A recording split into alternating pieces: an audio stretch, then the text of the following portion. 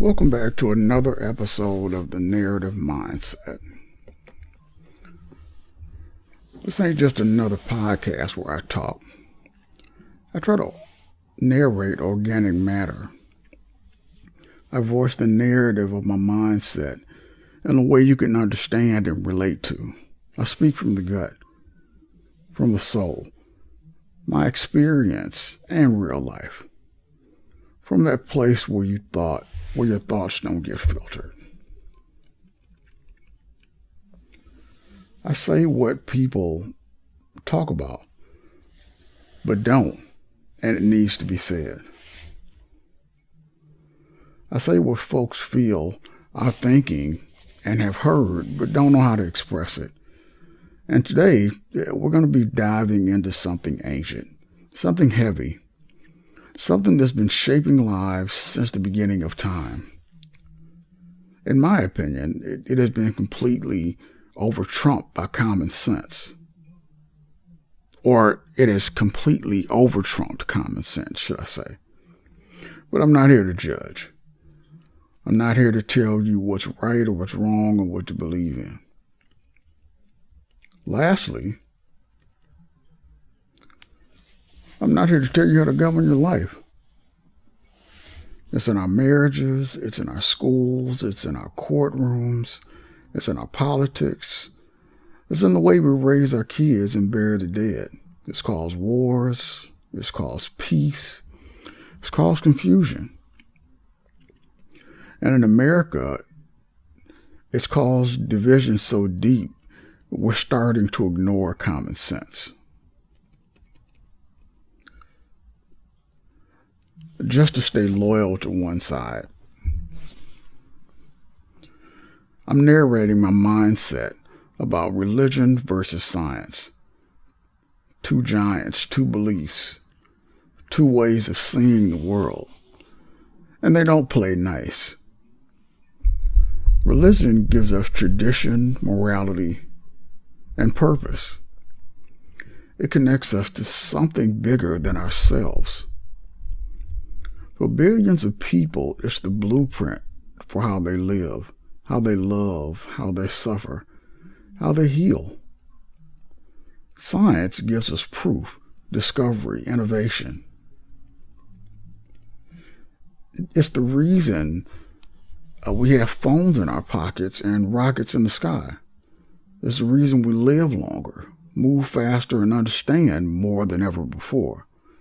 But here's the real question.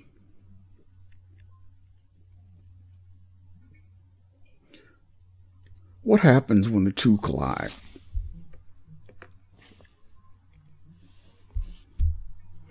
What happens when Scripture says one thing and science and textbooks say another? Can faith live in the same brain? Can you believe in miracles and molecules at the same time? I'm not here to preach to you. I'm not here to bash your religion or your research. I'm only here to narrate my mindset and unpack it. I'm going to go point by point, how religion sees it, how science sees it, and where's the friction, or maybe even the harmony really lies. So if you think you're ready to feel, to question, let's get into it. As far as the origin of the universe, most faiths say the universe didn't just pop up randomly. It was created intentionally by a higher power. God said, "Let there be," and boom. Light, sky, earth, man. Faith says hell is on earth. And hell is 10 times hotter than the sun, which is 93 million miles away, and will give you one hell of a sunburn.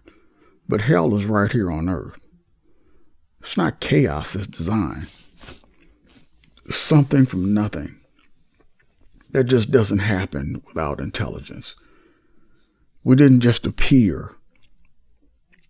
Who created God?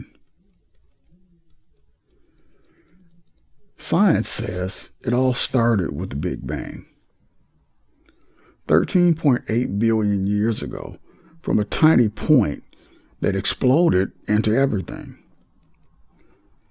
Space has been expanding for 13.8 billion years.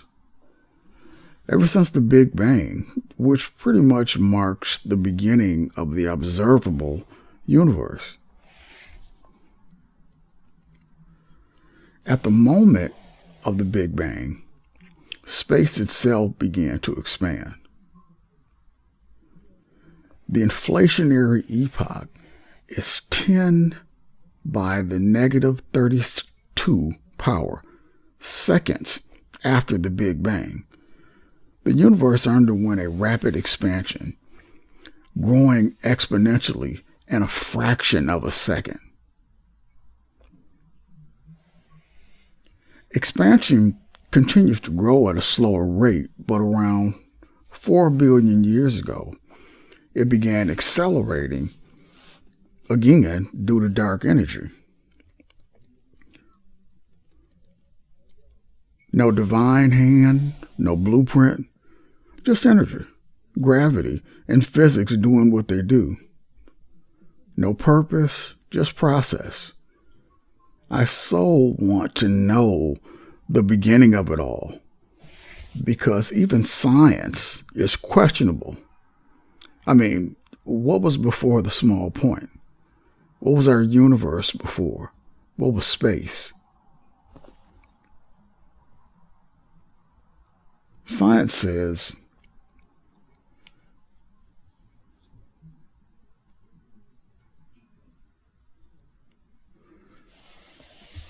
as far as the age of the earth is concerned,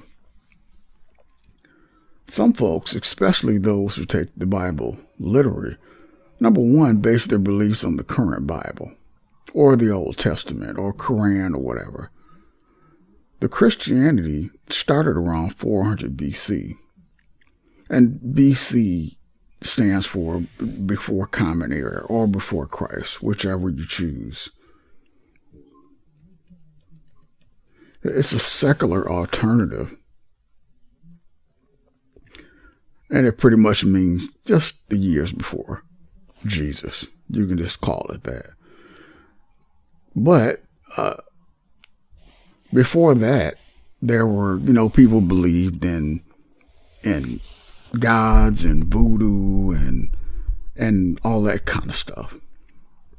But the point is, there were books before the book that everybody is praying to, in church and all that kind of stuff. There was I'm going to try to pronounce this right.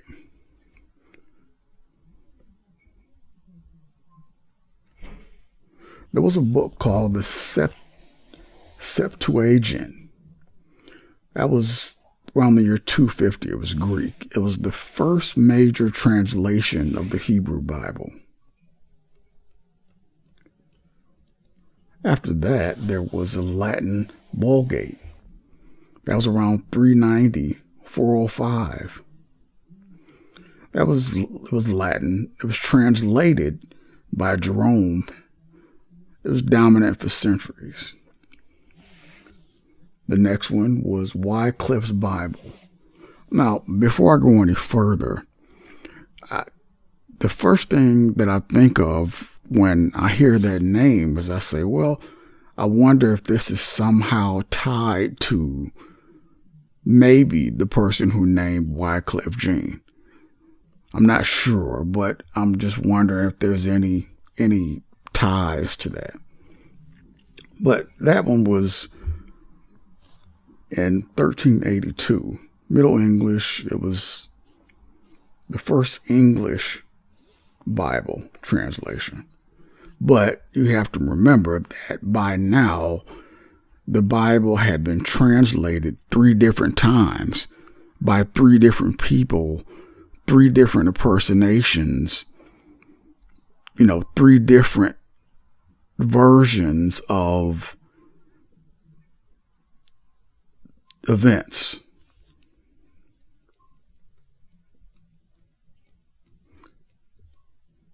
The next was the Tyndale Bible.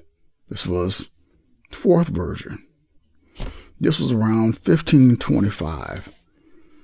It was the first printed English, and it laid the basis for later versions.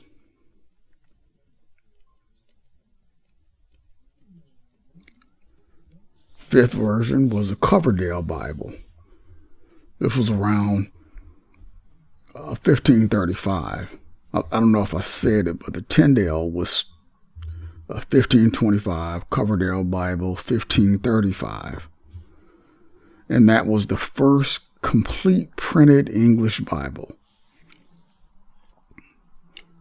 After that, you have the Geneva Bible. This was around 1560.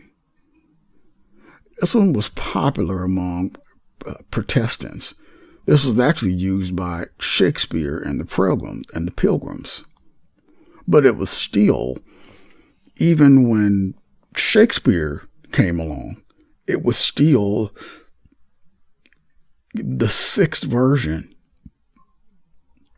So the sixth person had rewrote what five other people had done. Just make a note of that and keep that in mind throughout this episode. Seventh version was Bishop's Bible. This was in 1568.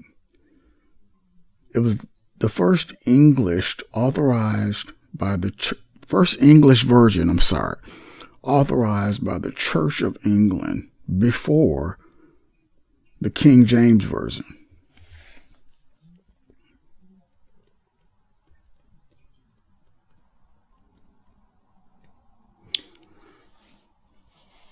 So, just real quick, I want to say that the Bible went through 7 different versions before the King James Version. So look at how much we don't know by design, not by coincidence. Religion says the earth is only about 6,000 to 10,000 years old. 6 days of creation, and boom, here we are. Was this a normal work? Was this, a normal work week or what? In science, geologists and physicists say that Earth has been spinning for about 4.5 billion years. They read rocks, like ancient scrolls, like layers, fossils, ice cores, all telling a story way older than we imagined. But the point they proved is by doing research and confirming science.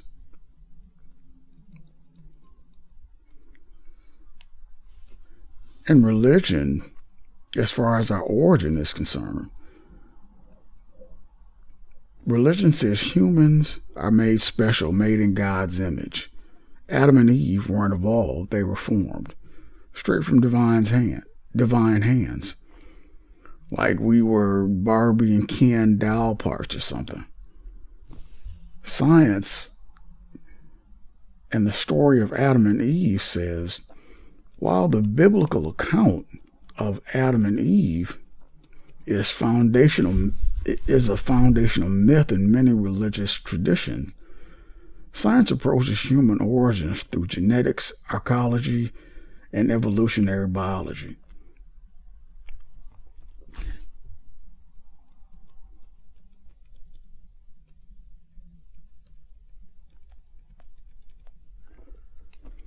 The Y chromosome of Adam is the most recent man from whom all men inherit their Y chromosome. He lived roughly 180,000 to 200,000 years ago, possibly around the same time as mitochondrial Eve.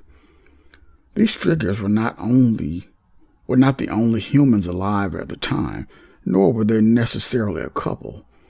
They're simply the most recent individuals whose genetic material is universally passed down.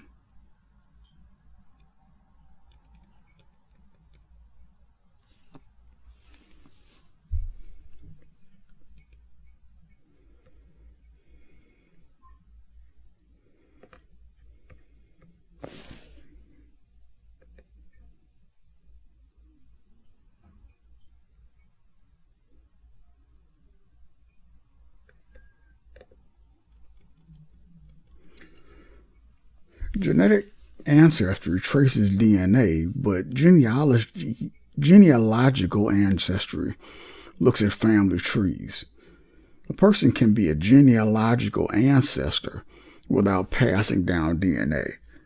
A 2004 study found that universal genealogical ancestors, people from whom all humans descended, could have lived just 2,000 to 3,000 years ago, depending on population mixing. This opens the possibility that a couple like Adam and Eve could be real historical figures from whom all humans descend genealogically, even if not genetically. In the Garden of Eden and archaeology, some archaeologists suggest that the Garden of Eden may have been inspired by real geography, possibly the Mesopotamian region between the Tigris and the Euphrates, rivers in modern-day Iraq. This area, known as the Fertile Crescent, is where agriculture first emerged, making it a plausible setting for early human civilization.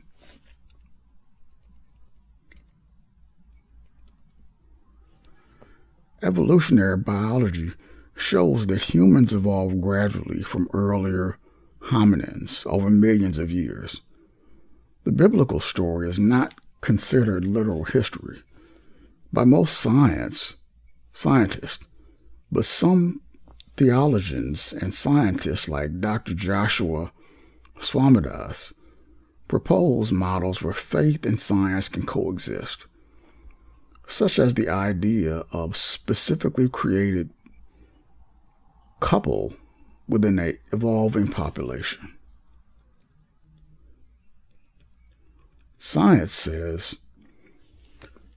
Evolution says we're part of an animal kingdom. We share DNA with chimps, like 98 to 99% of it.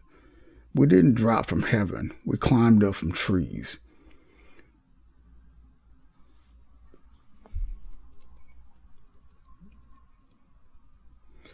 Humans share 98.8% of their DNA with chimpanzees, our closest living relatives.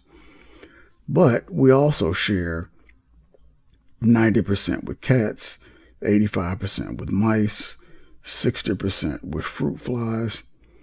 And this genetic overlap supports the idea of common ancestry, not just with chimps, but with all life on Earth. Our ancestors were arboreal primates living in trees millions of years ago. Over time, traits like bipedalism, larger brains, and tool use emerged. Key milestones: Australopithecus afarensis, i.e. Lucy, walked upright 3.9 to 2.9 million years ago. Homo habilis used tools 2.4 to 1.4 million years ago. Homo sapiens emerged 300,000 years ago with language, art, and abstract thinking.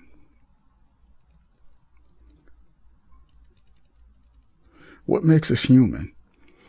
Evolution didn't just give us opposable thumbs. It gave us culture, empathy, and imagination. We're animals, yes, but animals that ask questions about the stars, paint on cave walls, and build civilizations. Our biology is shared, but our consciousness is layered.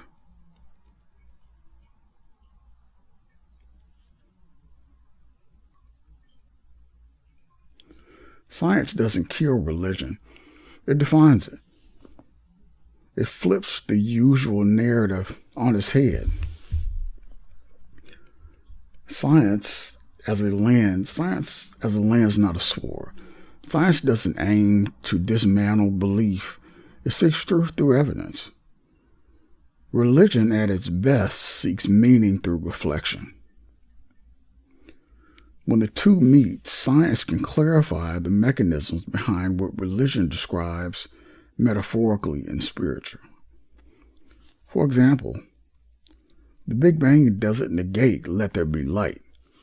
Evolution doesn't erase the idea of being formed from dust. It explains that dust became consciousness.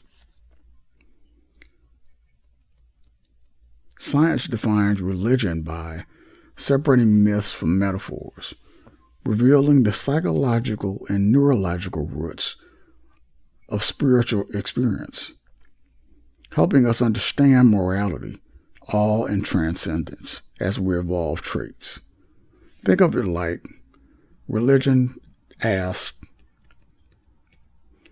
why we exist. Science shows how we came to ask that question.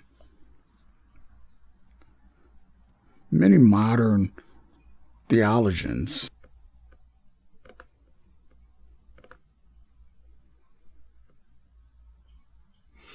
embrace science as a tool for deeper faith. Teilhard de Chardin saw evolution as a divine unfolding. John Polkinghorne, a physicist and a priest, argued that science and theology are complementary maps of reality. Rabbi Jonathan Sachs said science takes things apart to see how they work.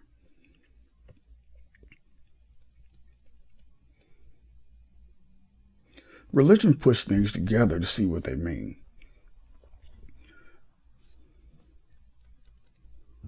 The cosmos, as revealed by science, is more vast and mysterious than any ancient text imagined. That doesn't make it less sacred. It makes it more worthy of reverence. The purpose of life and religion, that's the mission. Christianity, life is a test of faith and obedience. Run the race, fight the good fight, store up treasures in heaven. In Islam, life is a trial. Every action is weighed. Serve Allah, follow the path, earn Jannah, paradise. In Judaism, life is a covenant, a sacred responsibility to uphold justice, compassion, and divine law. In Hinduism and Buddhism, life is a journey of karma and dharma. Fulfill your role, transcend ego, seek liberation.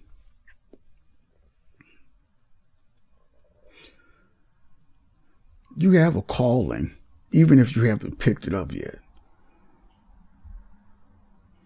Spiritual latency, the idea that everyone has a divine spark, even if it's dormant. Moral intuition, the inner compass that nudges us towards good, even when we ignore it. Destiny versus free will. Maybe the call is ringing, but you choose whether to answer.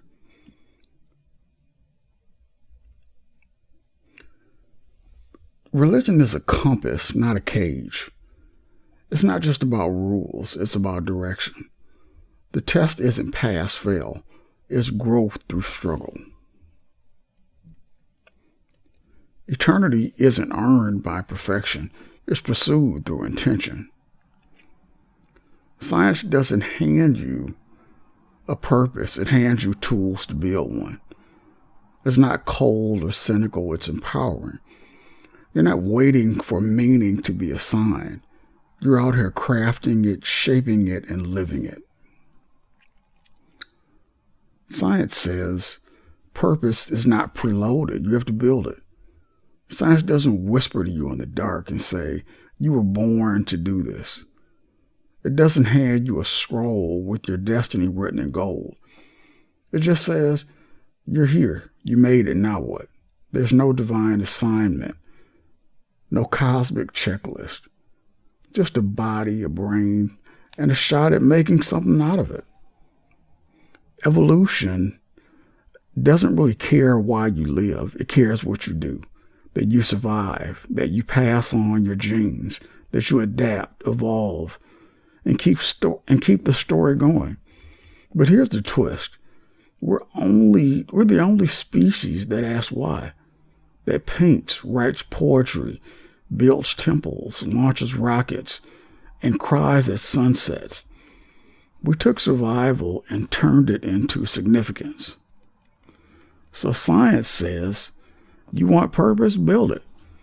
Through love, through work, through curiosity, through creativity, through the people you uplift, through the things you leave behind, through the questions you ask and the answers you chase.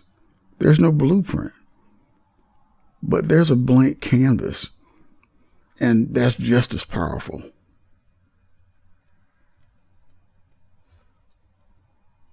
When you die,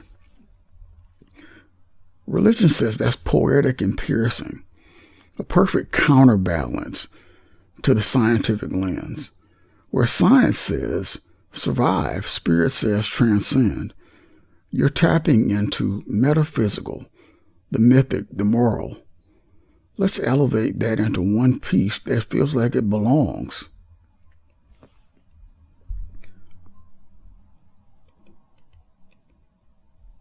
Death ain't a period, it's a comma, a pause before the next sentence, written in a language we haven't learned yet. Heaven, hell, reincarnation depends on your faith. Some say you rise, some say you return, some say you vanish like breath on glass. But here's the truth that cuts across belief. Your choices echo into memory, into legacy, into eternity. You don't just live for now. You live for what your now becomes when you're gone. Every act of kindness, every betrayal, every truth you speak, it ripples, it reverberates, it becomes part of someone else's story. So maybe death is a doorway. I don't really know. But what you carry through it, that's on you. That's what you make of it.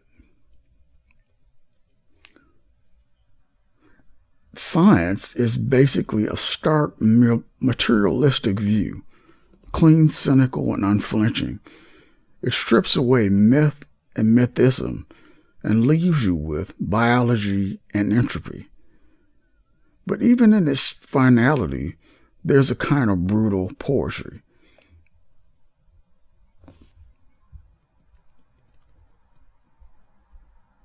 In science, death is final. There are no pearly gates, no reincarnation, no soul slipping out like steam from a teacup. Just neurons firing their last signal. Blood is slowing, cells are collapsing, lights out. It's not cruel, it's not kind, it's just biology. The brain, that electric cathedral of thought, shuts down. And with it, everything you were, memories, dreams, regrets, gone. No judgment day, no cosmic scoreboard, just silence.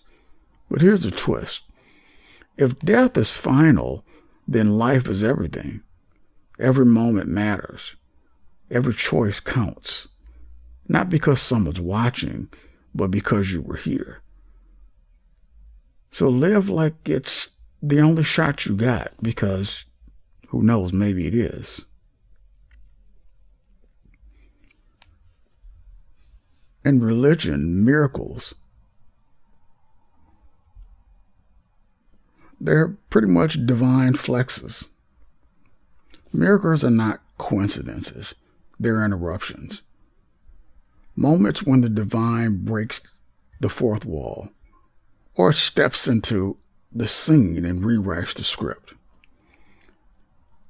Healing the blind, raising the dead, turning water into wine. Not magic, not metaphor. It's proof. It's proof that love can override logic, that power can bend physics, that supernatural ain't just a story. It's a statement. Miracles are divine, not for show, but for significance. They say, I see you, I choose you. I'm bigger than the rules I made. And whether you believe it or not, you feel it in your bones, in your breath, and that quiet part of you that still hopes for wonder.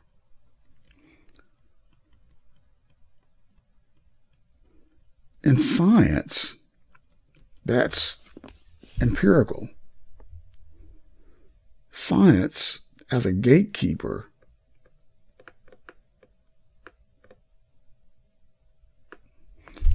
of verifiable truth. It doesn't deal in faith or feelings. It deals in data, replication, and falsifiability. Science says no test, no truth. Science doesn't do faith, it does evidence. If it can't be measured, tested, repeated, it's not verified. Miracles, maybe misread events, maybe a placebo, maybe the brain playing tricks to soothe the soul. But science asks, can we replicate it? Can we isolate the variables? Can we predict it? If not science, it's a story. That doesn't mean it's worthless. It just means it lives in a different realm, the realm of meaning, not mechanism. Science builds rockets. Faith builds hope. But only one is true, whether you believe it or not.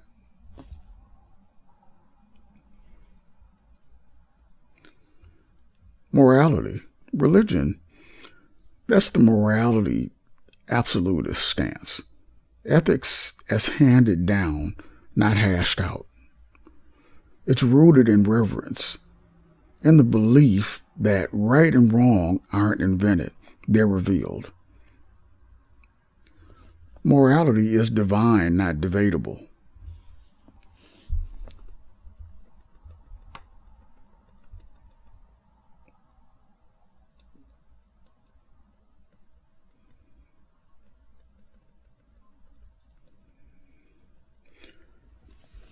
Right and wrong, it's not up for vote.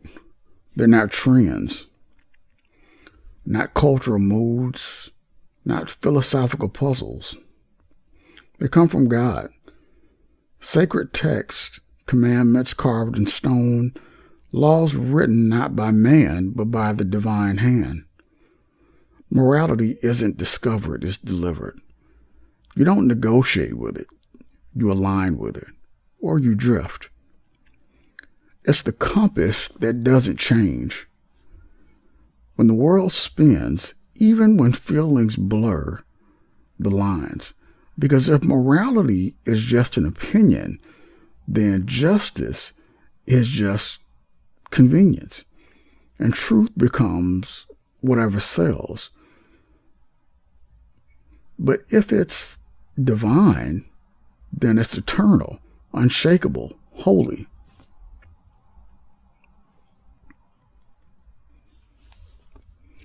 That's the evolutionary ethics angle.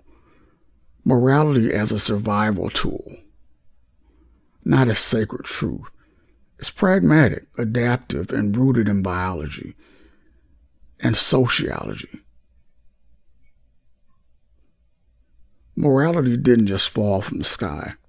It rose from the dirt, from tribes trying to tear themselves apart.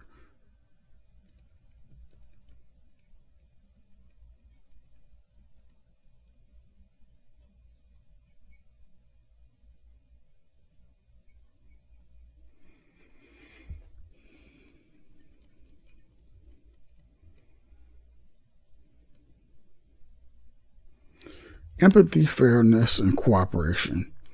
Not divine commands, not traits that helped us survive. You help others because one day you'll need help. You punish cheaters because trust keeps the tribe alive. You share because isolation kills. No universal law, just patterns that worked and got passed down. Morality is a mirror, reflecting what kept us fed, safe, and together. It changes with culture, with context, with need. Not holy, but human. In religion, Genesis didn't stutter. God made the heavens, the earth, the light, the life in 6 days, not billions of years, not random mutations, not survival of the fittest, just divine intention spoken into existence day by day. Evolution, that's a contradiction, a theory built on fossils and guesswork, not faith, not scripture. Because if God said, let there be light, then what was? No cosmic accident, no slow crawl from slime to soul, just creation, complete intentional divine.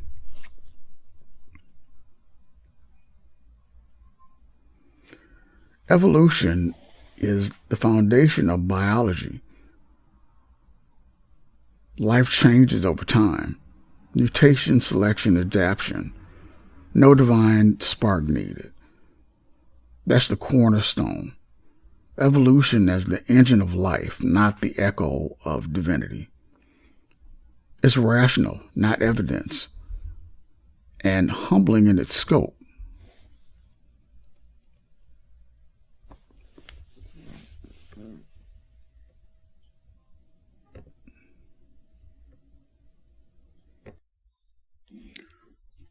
So those are pretty much research and 20 areas of where religion and science crash.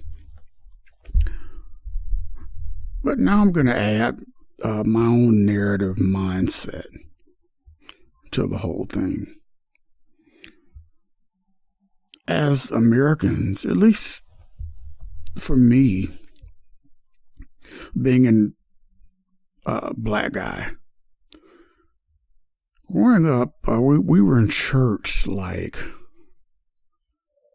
every day, every single day. As a kid, it's fun going to church on Monday, going to Bible study on Wednesday, going to, church on Friday, church on Saturday, and God forbid they're having a pastor's day or something like that on Sunday, because it's like you're in church from 6 o'clock in the morning till 9 o'clock at night. You have church, you eat, you have another church service, and things of that nature. And, it's a pretty long day.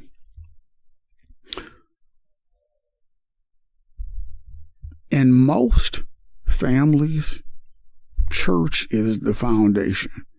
Religion is the foundation. In marriage, religion is the foundation. In court, religion is the foundation. In the school system, religion is the foundation.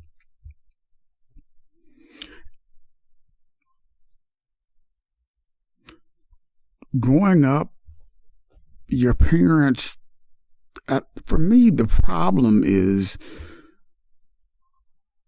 when you teach your children that religion is the core, and you teach them that saints are like superheroes, and as a kid growing up, and that's all you know, it crushes you when you see this holier than thou person, as you were told, doing something opposite when they're not at church. As I think a rapper, T.I., he said, everybody's a saint until the church lights go out. Kind of a true statement. You have to understand that before you were human first, everything else is taught. Everything else is learned. So there is no perfection. And that's the problem with churches or any kind of religion. They just hammer it into you for, we'll say 18 years. And it gets hammered into you so much that you completely start to ignore common sense. And for me, I don't know, I just woke up one day and said, you know what, it doesn't make sense.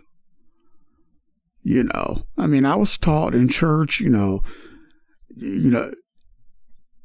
forgive me because it really sounds silly, but if you pray hard enough, it'll happen. I'm here to tell you, not bashing church-going people, but you can pray all you want to pray. Whatever is meant to happen is going to happen. And it has nothing to do with, how much praying you did. It really doesn't. If you're still here, you were meant to be here. The people that aren't here, their expiration date was when they left this earth. And I think most people refuse to believe science, but science is everywhere. When you start saying stuff like in the Bible, I think it says Jesus parted the Red Sea. If you really do the research, you'll find out that in low tide, there was one high spot in the ocean where when the tides were low, that high spot, you could just walk across. So nobody parted anything. It was science. You look at, they say hell is 10 times hotter than the sun, but it's right here on earth. The sun is, I think, 38 million miles away and will still burn the crap out of you if you stay outside too long. But hell is right here on earth.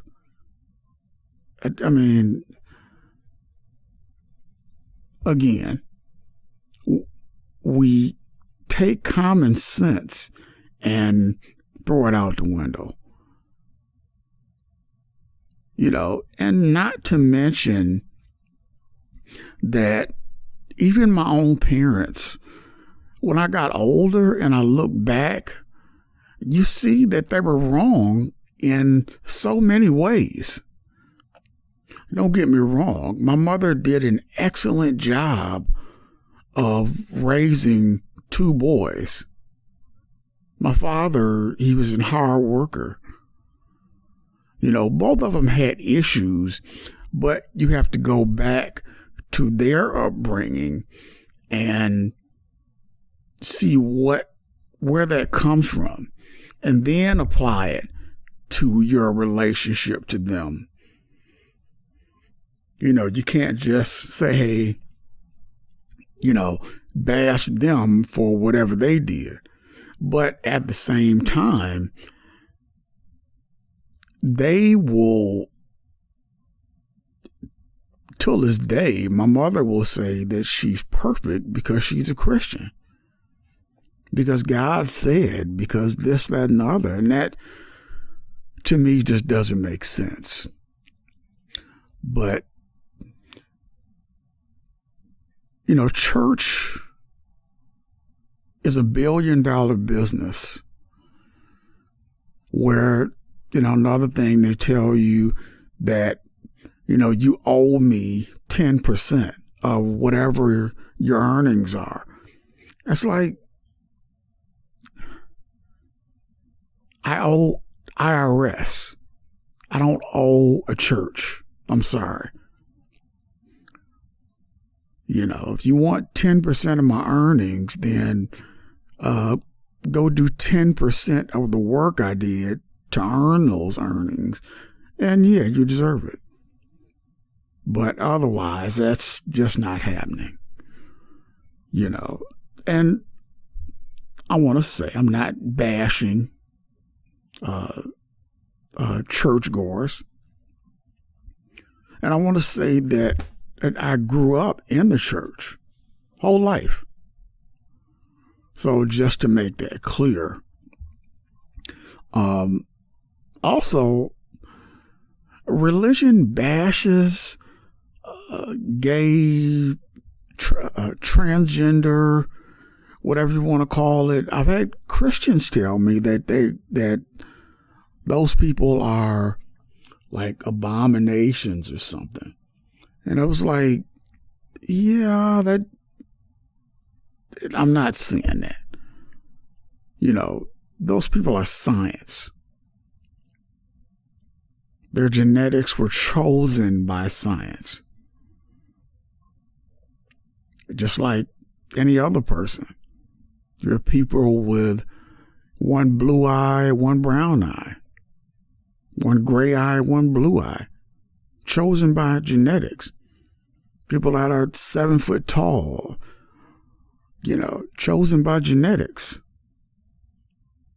No one person just said, hey, we're just going to check mark all of this stuff,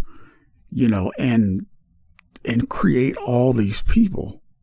I just don't believe in that.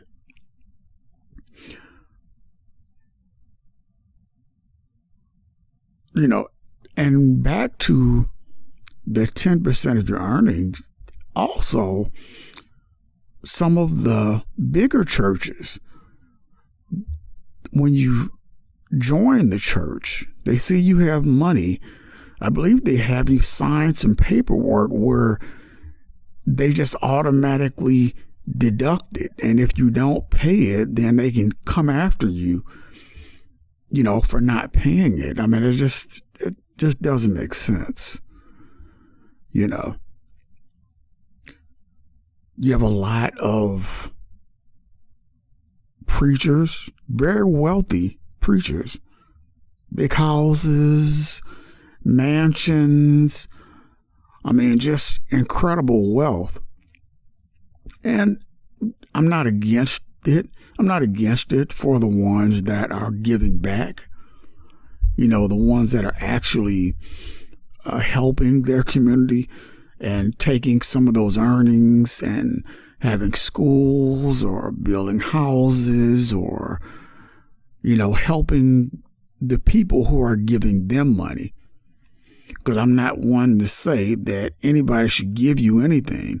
But if these people are paying into an organization, then yes, they should get a return on their investment. That's just common sense.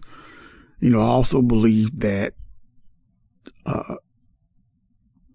as far as preachers are concerned, I really don't believe in churches because, if you're going to preach to somebody, wouldn't you think the real people that need to be preached to are the drunks, the drug addicts, the drug dealers, the unhappy people, the mentally ill people, all these people. Instead, you build this elaborate church for people to come to. I mean, that just doesn't make a whole lot of sense to me. And I just believe in science. I have done what I call elementary science. And I look at what a book says and I say, okay, let me do my own research on this. It all checks out. And science is so fascinating. I mean, as far as religion is concerned, as I said before, there is some evidence that we do come from a man and a woman, but though that man and that woman, it wasn't Adam and Eve. It wasn't like they were the only two people here on earth. That's not something that I'm gonna believe. But if you choose to believe it, that's up to you. Because here's the thing, and I want to make sure I get this point loud and clear. Any religion, no matter which one you pick, even if you choose to worship the devil, if that makes you a better person, I'm all for it. I'm not against religion. I'm not against people going to church. I'm not against people doing things or following by a Bible, because a Bible is pretty much a guide to a good person. You shouldn't cheat on your wife. You shouldn't kill your brother. You shouldn't steal. You shouldn't do all this other stuff. So a Bible is just a guide to being a good person. So I would never be against something like that. But I do feel that we should stop pounding this stuff into our children, and give them a chance to present it as an option and give them a chance to form their own opinion or take their own path, because true enough, going to church saved me and a lot of other children from doing things, it probably saved my life, because otherwise I would have been out, doing all kinds of other stuff, all kinds of temptations out there. So I'm not saying that religion didn't save me. What I am saying is that when I got older, I looked back and I started to challenge some of the things in religion, and they just didn't make sense. It was like, wait a minute,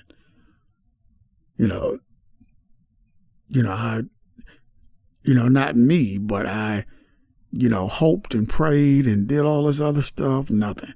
Paid my tithes, nothing. Did this, nothing. Okay, now I grabbed my common sense and started using it. Stop paying tithes, stop praying, stop doing this, and, been going up ever since.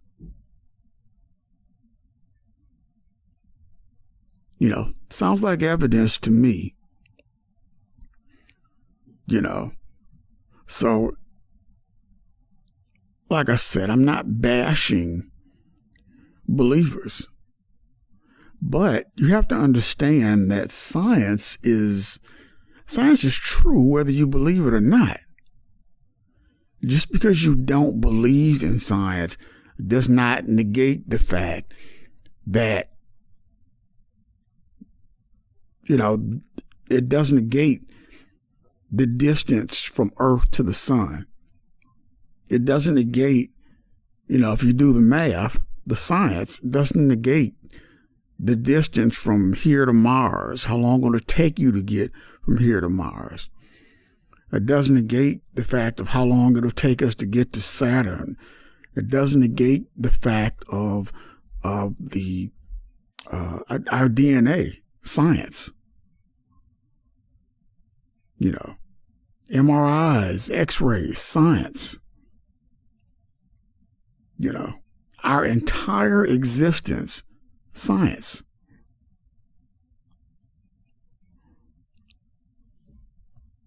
So I'm telling you what I believe in, but I'm I'm not trying to get you to sway one way or the other. I'm just narrating my mindset. Thank you for listening to this episode of the Narrative Mindset. I post episodes every Thursday at 2 a.m. Tune in, listen, download, stream, subscribe. Leave comments because I want to hear your opinions on my views.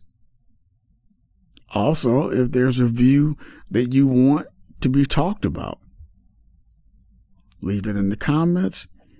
I'm not going to be able to get everybody's views, but I will pick one view and make an episode about it. I'll want your name put in there. I'll say, hey, Joe Blow left this comment or whatever, and then we'll have a discussion about it. I'll narrate my mindset on the subject. Until then, thank you so much for listening to the Narrative Mindset. Until the next episode, I'll see you.